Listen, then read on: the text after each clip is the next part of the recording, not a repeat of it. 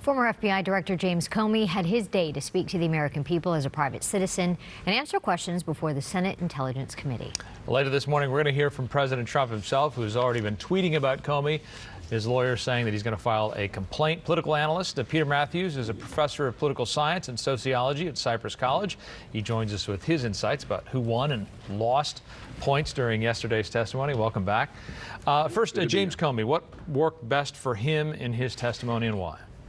He came across as a person with integrity whose only concern was to protect the investigation in terms of the possible Russian collusion. So that came across very strongly, and that meant that it lowered the credibility of the president at the same time. So I would say that the winners of the testimony was Comey, Kamala Harris, and the FBI.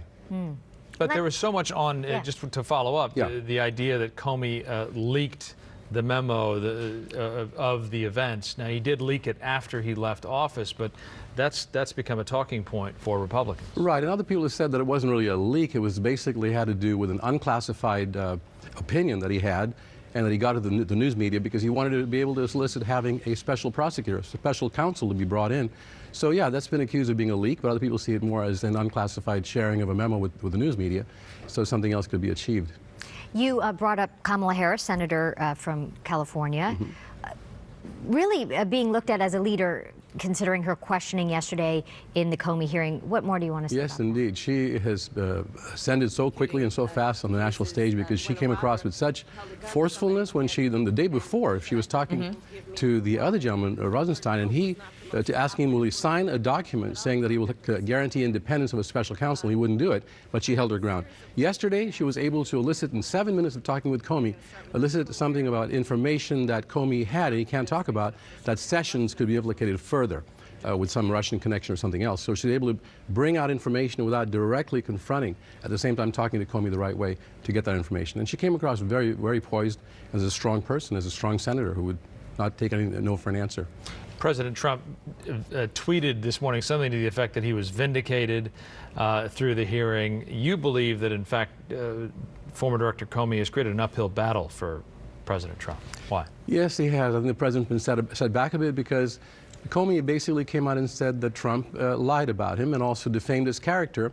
It's not good to be called a liar by the FBI, former FBI chief. And besides that, a lot of the public does not find Trump to be fully credible.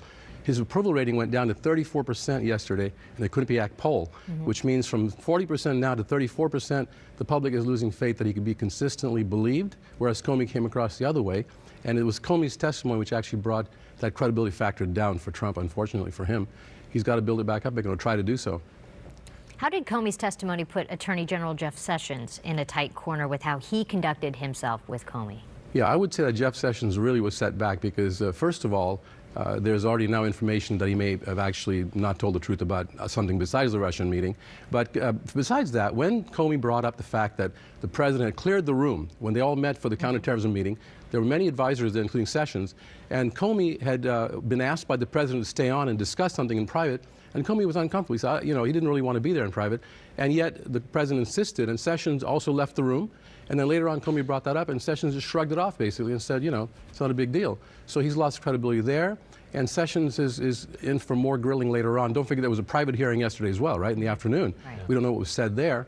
And I think Sessions is in quite a bit of, maybe possibly in real trouble as we go along. We'll have to wait and see. We can't jump to conclusions yet. Yeah, it is one, as many people have said, one piece of a huge puzzle. It's a huge puzzle.